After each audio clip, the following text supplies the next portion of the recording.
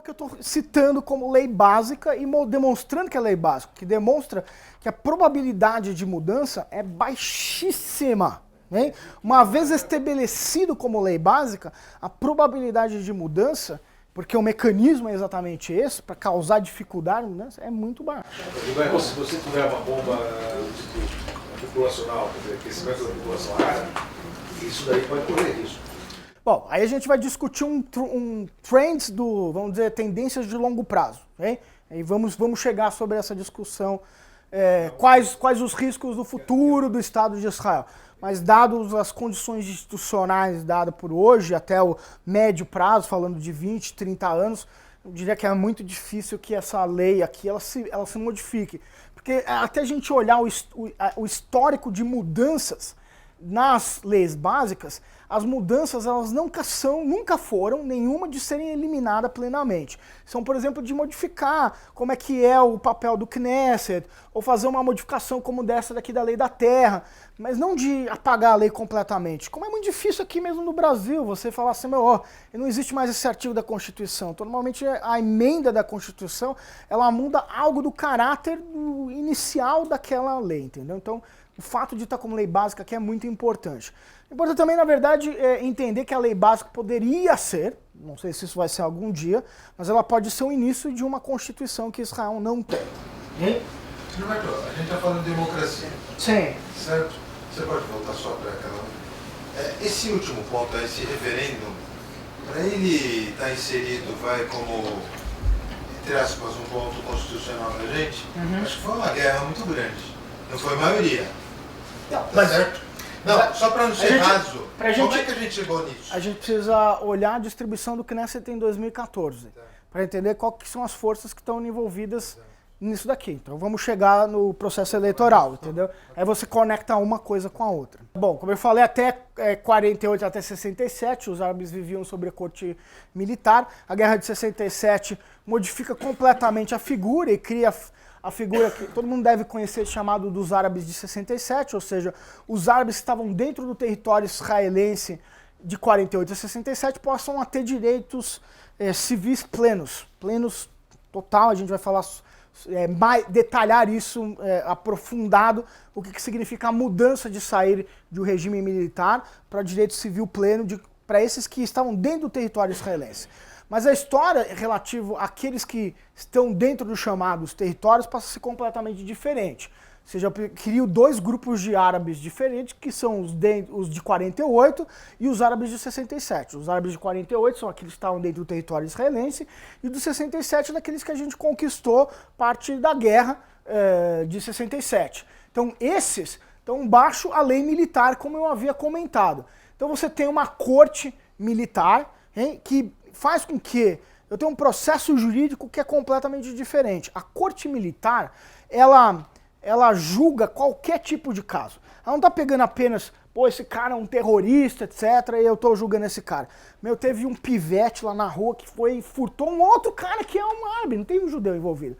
Ele vai para a corte militar, entendeu? Então você vê que ele está julgando qualquer tipo de questão, entendeu? Inclusive, o juiz militar não é só que é cristão criminal, ele está julgando, o juiz militar ele julga uma questão, ele julga a questão de pequenas causas, ele julga a questão de comércio, ele julga todos os crimes, ele julga o civil, ele é o juiz civil, como se fosse o juiz do direito civil e o juiz do direito criminal, né? E ele é o juiz militar.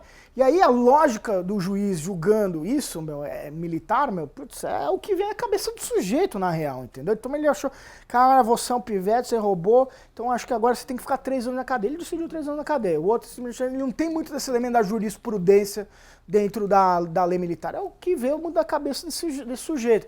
E como ele substituiu, na verdade, a lei militar, o processo de defesa, obviamente, é muito mais difícil. Você tem, na verdade, o advogado militar vem do próprio governo, então é um advogado da instituição, né? Então, exato, é como se fosse a pública, entendeu? Então, você tem um processo mais complicado do julgamento. Mas, na verdade, você tem um sistema dual, que ele pergunta assim, mas os israelenses? Esse cara não está sobre... O israelense que está dentro do território, e cria a figura jurídica mais bizarra possível, entendeu? Porque ele não está submetido à lei militar, ou ao juiz tirou da cabeça dele, mas, ao mesmo tempo, ele não está submetido plenamente à lei civil israelense. O que ele está? Ele está lá no meio, entendeu? Então, na verdade, isso é uma fragilidade institucional que permitiria, em última instância, radicalismo. Porque se o cara for lá e de repente um judeu for lá, pum, atirou no árabe, lá no meio, ele vai ser julgado dentro de uma instituição que não é instituição que se ele matasse um árabe dentro do território israelense. Okay? Então ele vai ser julgado por uma corte, pela corte militar, ele não vai ser, entre aspas, extraditado para dentro do território israelense, o que cria, na verdade, uma fragilidade institucional do processo legal, da legitimidade, inclusive, do processo legal em relação a esse cara. Hein? Ou seja, ele é submetido a um outro tipo de julgamento. Então isso é uma complexidade enorme do ponto de vista institucional. Hein? Consequências bem complicadas. Né? Gilberto, Oi. do ponto de vista institucional, como é que são diferenciados judeus de árabes? No documento de identidade está escrito judeu? Era, não é mais, ok? Não mais.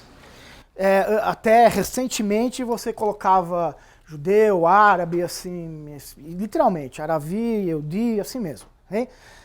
Mas num processo recente passou a se eliminar essa identificação.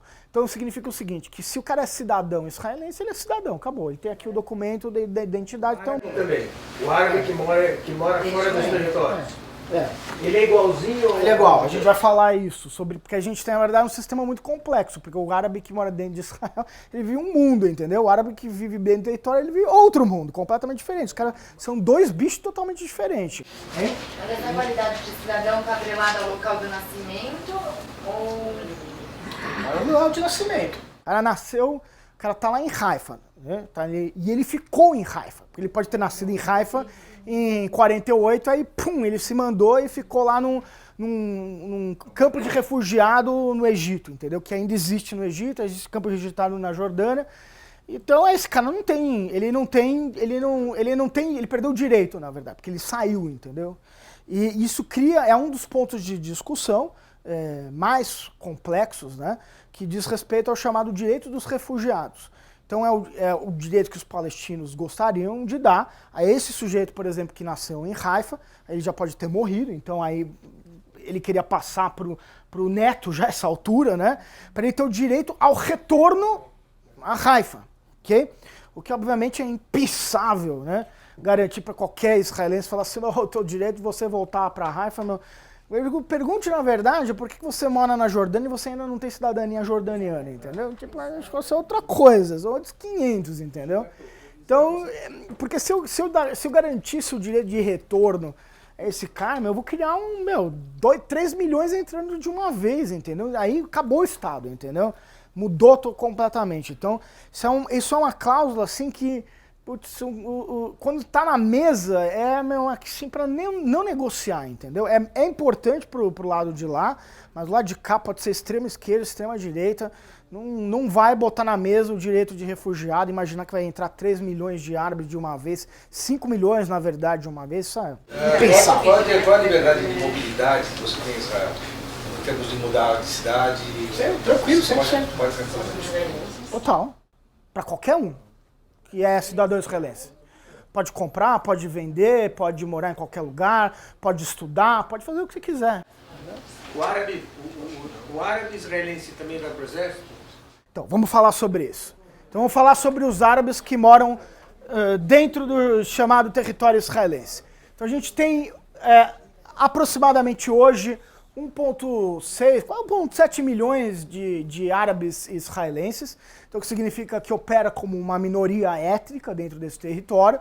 Uns 200 mil vivem na zona do Negev, uns 350 mil na zona chamada do Triângulo, Tel Aviv, Natânia, 138 mil em cidades que são mistas, onde você tem uma população árabe bastante grande, como Acre, Haifa, Yafo, Ramla, Lod, 1 milhão na zona da Galileia, e eu não estou nem contando aqui também a história do Golan, ok? Então, dentro desses territórios tem 1,7 milhões de árabes israelenses, ok? Então, esses árabes israelenses, eles têm cidadania plena, ok? E aí eles não têm que fazer legalmente o exército, ok? Embora o exército, se você acompanhar, por exemplo, o perfil do Facebook do exército, eles vão gostar de mostrar os casos de diversidade, ok? Então vai aparecer, por exemplo, árabes que voluntariamente querem fazer o exército, ok? Mas isso daqui obviamente é uma minoria, e especialmente são os árabes cristãos, não são os árabes muçulmanos. Então a gente tem esses grupos, a gente tem os drusos, né? Os drusos é uma outra religião, na verdade, né? E o conceito druso é muito interessante porque ele tem uma fidelidade ao território, à terra, né?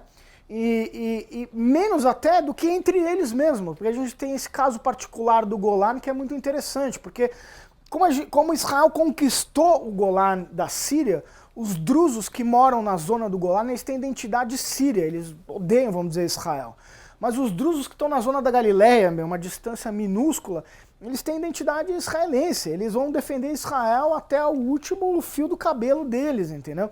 Então eles não têm a mesma adesão. Uma coisa é o cara que está lá, eles são drusos, mas o lado que tá na Galileia tem uma identidade com Israel. O cara que está no Golan não tem identidade com a Síria, que é o inimigo, entendeu? Então, os drusos, que são os drusos israelenses, eles têm alta participação no exército, posições de liderança, na polícia e assim por diante. É uma questão de orgulho. Já o dos árabes aqui é mais complexo, né? A adesão, obviamente, é mais baixa, muito, muito baixa, na verdade. Casos excepcionais de árabe muçulmano, etc. Do ponto de vista institucional também, eles têm direito, sabe que a gente tem 3 línguas oficiais em Israel, na verdade é o inglês, o árabe e o hebraico, todas as placas, todo mundo que foi para Israel vê nos 3 idiomas. Então isso garante que, por exemplo, uma escola árabe cristã, a língua seja o árabe, entendeu? A fundamental, em que ele ensina, mesmo que a gente está falando num sistema público, a língua número 1 do cara vai ser o árabe, ok? Então isso, como se os dois coexistissem dentro do elemento do aparato do Estado, ok? Então essas duas elas estão presentes no sistema educacional, considerando um fator importante no reconhecimento do direito da minoria, ok? O direito da minoria dentro do Estado. Vamos falar um pouco sobre como o sistema político se desenvolveu em Israel. Você tem 120 parlamentares. Para você conquistar o governo, por ser um sistema parlamentarista, você precisa ter maioria. Então significa 61 cadeiras. Okay? Então, aí a gente vê, esse aqui é uma evolução do mapa eleitoral israelense, muito interessante, que a Economist fez há um tempinho atrás. Ela vai mostrando como é que a direita e a esquerda ela vai caminhando no processo político israelense. Então, quando o Estado é constituído, a gente fundamentalmente está falando das eleições pós-Constituição, 49, 51, 55, até 59 mesmo, então período inicial, a gente tem um sistema dominado pela esquerda israelense, a esquerda socialista, com uma constituição de valores sociais, que são os valores socialistas, ok? Como que a gente vive de um mau humor sobre essa palavra socialismo aqui no Brasil, obviamente, então um episódio mesmo assim, entendeu como isso molda a mentalidade israelense. A moldura da mentalidade israelense é a moldura de uma visão de somos iguais, ok? É uma sociedade de uma visão igualitária do ponto de vista social. Então, por exemplo, tipo, quando eu fui com a cara do policial, entendeu? O policial acho que tá fazendo uma coisa aqui, eu falo assim, pô, eu tive satisfação com ele, entendeu? Então, uma visão de distinção de poder que existe na nossa sociedade que é altamente hierárquica, na verdade. Então, uma sociedade igualitária em Israel versus uma sociedade hierárquica, como é o caso da sociedade brasileira. Num episódio recente, muito recente mesmo, em que o Bibi teve um problema no coração dele, aí ele pediu uma consulta e teve uma consulta lá de emergência no hospital. A discussão no rádio era por que o Bibi pode ir no hospital e eu que faço aqui, pago também minhas contribuições, tenho que esperar um mês para ter uma consulta com o médico, que isso aqui não é justo, né? Então, assim, nunca existiria aqui no Brasil, na vez você é primeiro-ministro, mas você não é melhor que eu, cara. Entendeu? Tem uma discussão, todo mundo tem os mesmos direitos, entendeu? Você está ocupando cargo de ministro, você não é mais do que eu. Então é uma sociedade onde isso aqui é construído, na verdade, pela base dos valores socialistas que existiam no começo da Constituição do Estado de Israel. Essa é a herança, vamos chamar assim, da construção da mentalidade israelense. Uma construção de uma mentalidade, ninguém é melhor do que eu, entendeu? Nem pior, nem melhor, mas ninguém é melhor. Pode até ser pior, entendeu? Mas melhor que eu, você não é, ninguém é, entendeu? Isso definitivamente vai ser sempre ponto da briga, entendeu? Sempre saber que você está sempre tendo, é uma coisa assim, do dia a dia do israelense. Olhar para o prato do lado, ver se o cara está recebendo a mesma coisa, se ele recebeu um pouquinho mais de arroz. Por que você está dando mais arroz para ele? Eu também quero a mesma coisa. Então é uma discussão sempre de se está dando mais para o outro, então tem que ser igual para mim. E isso é parte de uma construção de uma mentalidade do período socialista. Do período socialista, porque a gente vê a distribuição, aqui a gente está falando dessa zona aqui principalmente, ok? Está falando que os partidos que têm origem socialista dominaram o espectro político, partidos de direitas, né, o Herut, do próprio Begin, tinha uma participação ridícula no começo. A gente vai ver aqui a evolução do Herut até chegar ao Likud, onde esse sistema vai se modificando, ok? Então há um processo de diminuição, onde havia uma concentração em partidos diferentes, de matizes diferentes de visão socialista, de centro-esquerda até uma esquerda, né? Mas dentro do chamado espectro sionista, né? Então a gente tem um espectro aqui que é marginal, que é o chamado espectro não sionista, e ele sempre também foi marginal do sistema político israelense. Então no período 48 a 77, vocês veem inclusive pelos símbolos, né, dos partidos políticos, né? Então aqui, por exemplo, o mapai do Ben-Gurion, né? Tipo, a propaganda da eleição com a letra Aleph, porque no sistema, eu vou mostrar para vocês, é muito simples de votação. Você não vota na pessoa, você vota no partido, então você só tem que pegar uma letrinha, por exemplo, a letra Aleph, que simbolizava o mapa, na época, pega isso daqui, pum, votou na urna, acabou. Não tem urna eletrônica, não tem complicação nenhuma, é meia dúzia de papel, chegou lá, escolheu o papel e acabou, entendeu? Então você vai lá, escolhe a letra Aleph, só que essa letra Aleph você está vendo no símbolo que, obviamente, ele te remete ao quê? O martelinho, né? Porque existia uma identidade claramente do Ben-Gurion, né? O primeiro país que reconheceu, você pode não saber, né? Mas os Estados Unidos relutou a reconhecer o Estado de Israel, e parte também de uma possível explicação disso, né? É que dentro de uma relação de Guerra Fria, a visão fortemente socialista, a União Soviética foi o primeiro Estado a reconhecer, é que Israel se bandiria para lá. Então a relação próxima dos Estados Unidos com Israel não é posterior, é da época da década de 60, ok?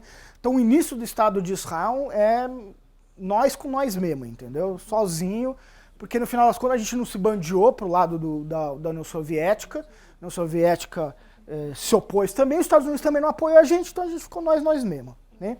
Então num outro encontro, que é o último que a gente vai ter, a gente vai falar sobre os aspectos econômicos, a criação da Startup Nation, a gente vai dizer qual foi a consequência, né, econômica da gente ficar nós mesmos, né? Foi boa.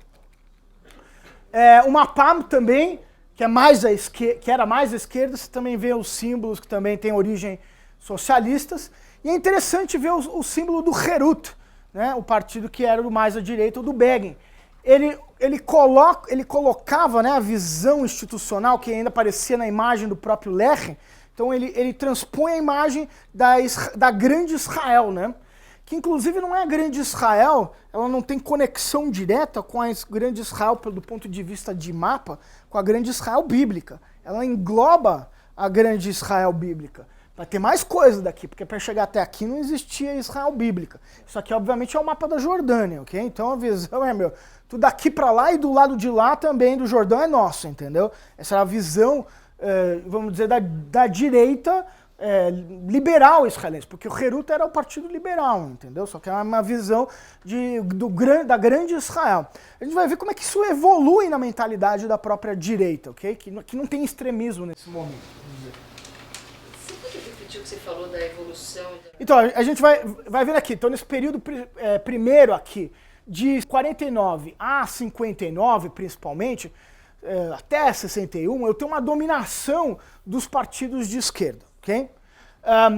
Aí eu começo a ver sintomas já de mudanças aqui em 65, onde o Heruto desaparece, eu chamo de um outro nome, eu chamo de Gaal, e aí eu começo a ter o início de uma transformação dessa direita. Aqui tem um fator muito importante que começa a partir de 57, okay? Que após 56, a Guerra do Sinai, é onde começa a haver um maior movimento migratório dos vários países árabes, dos judeus que vêm dos vários países árabes pós-56, ok? Inclusive, minha família inteira que veio do Egito, migrou para Israel, veio em 57, okay? Pós-57 é a maior parte dela. E todos foram para Israel. Então a maior parte do Sefaradim, a característica da imigração do Sefaradim foi fortemente voltada para Israel em vez de outros países, para os Estados Unidos, a França, etc. Mas na verdade foi exatamente por uma erupção de um nacionalismo árabe, né? Então, obviamente, no caso do Egito, o Nasser, mas a figura do Nasser era tão forte no Oriente Médio inteiro. Então, o nacionalismo árabe é forte, ele se impregna em todos os países. Então, todos os judeus que moram em qualquer país árabe, começaram a se mandar, porque as coisas começaram a se tornar complicadas. Então, vamos falar também em direito.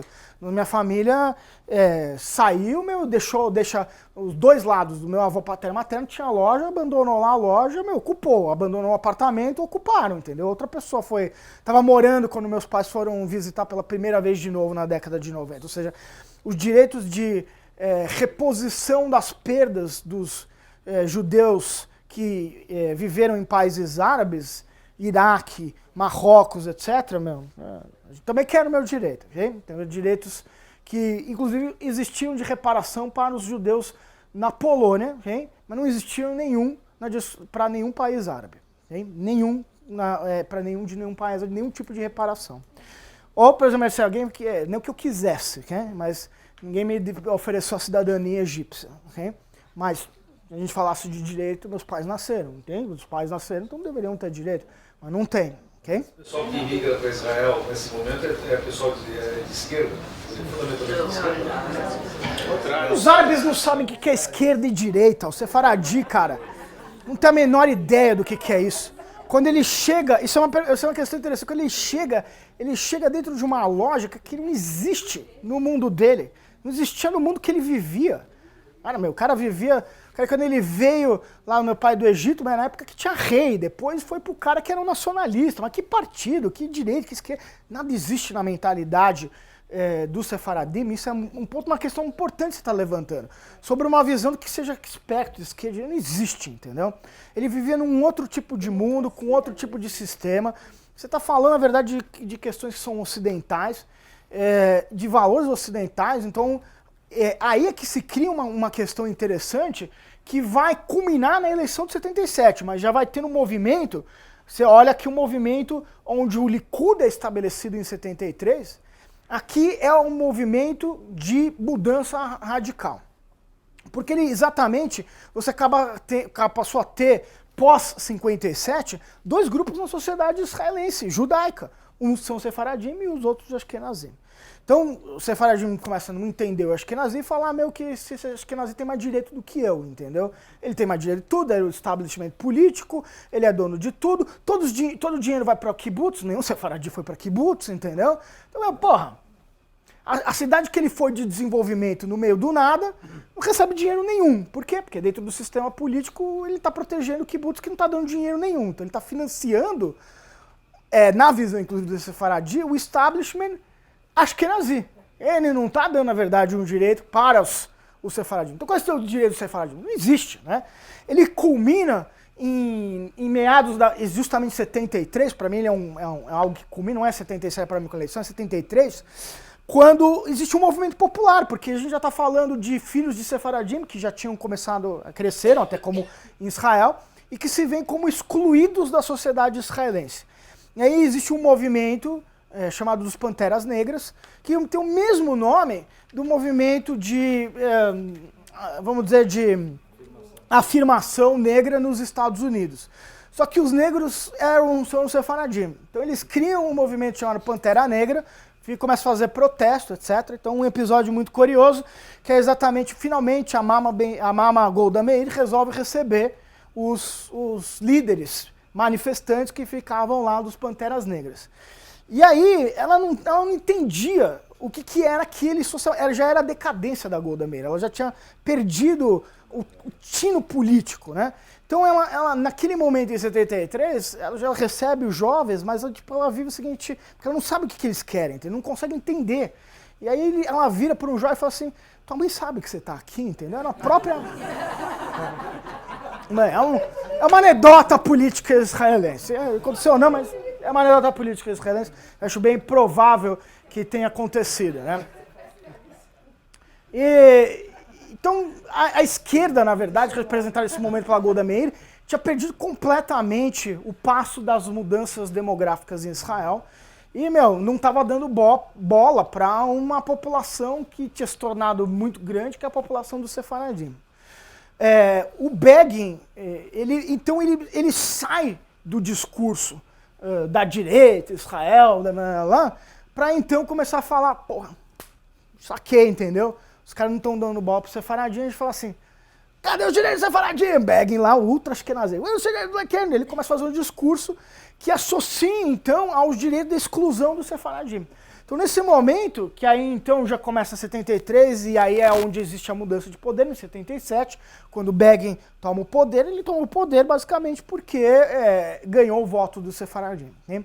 Então, a partir de 77, há uma identidade que continua existindo, até hoje, olhando para 2017, onde grande parte do Sefaradim tem mais identidade com o Likud, ou partido de direita, automático, ponto. Então ele é Likud, ele é Likud, entendeu? Pode acontecer o que acontecer, ele é Likud. E essa é uma identidade porque o Likud teve a habilidade política de capturar o interesse qual se diz até hoje, que o cara vão dizer, isso aqui é partido de esquerda, isso aqui não é coisa de Ashkenazi, etc, entendeu? Então isso ainda existe